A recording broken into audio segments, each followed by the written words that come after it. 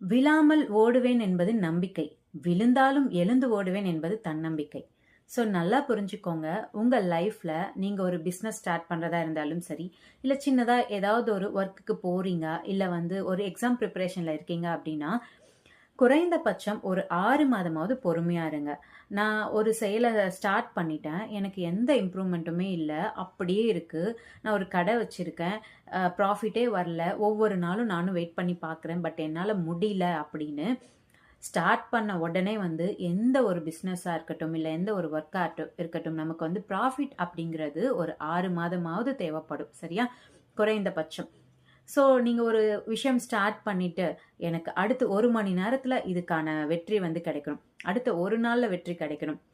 இல்ல எனக்கு வந்து ஒரு வாரத்திலயாவது இதுக்கான வெற்றி வந்து எனக்கு கிடைக்கணும் அப்படின்னா, கண்டிப்பா அது நடக்காது. எந்த ஒரு விஷயமா இருந்தாலும் உடனுடனே கிடைச்சது அப்படின்னா, அது வந்து நிலைக்காது. எந்த விஷயத்துக்காக நீங்க ரொம்ப கஷ்டப்பட்டு, எஃபோர்ட் போட்டு அந்த விஷயத்த நீங்க அடையறீங்களோ, அந்த விஷயம் உங்க கூட லைஃப் லாங் எப்பவுமே இருக்கும். உங்கள விட்டு போகவே போகாது. அதே மாதிரி தான் பிசினஸா இருந்தாலும், ஒரு எக்ஸாமா இருந்தாலும் சரி, சரியா? ஸோ நீங்க போடுற எஃபோர்ட்கான பலன் கண்டிப்பா கிடைக்கும். சரியா? ஸோ விழாமல் ஓடுவேன் என்பது நம்பிக்கை. விழுந்தாலும் எழுந்து ஓடணும். அதுதான் தன்னம்பிக்கை. நான் ஒரு விஷயம் செய்றேன் அப்படின்னா, யாரும் என்ன எதுவுமே சொல்லக்கூடாது.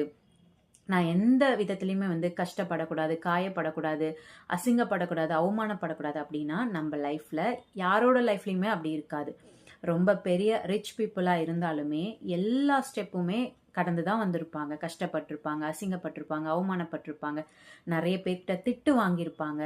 நெறைய நேரத்துல உணவு கூட இல்லாம தான் ஒவ்வொரு விஷயமும் செஞ்சு அவங்க வந்து இப்ப வந்து ரொம்ப ரிச்சா கூட இருக்கலாம். சரியா? ஸோ நல்லா புரிஞ்சுக்கோங்க. எந்த ஒரு விஷயம் செய்றீங்க அப்படின்னாலும் ஒரு 6 மாதமாவது வெயிட் பண்ணுங்க. கண்டிப்பா நீங்க போடுற எஃபோர்ட்கான பலன் அந்த 6 மாதம் கழித்து கண்டிப்பா கிடைக்கும். சரியா?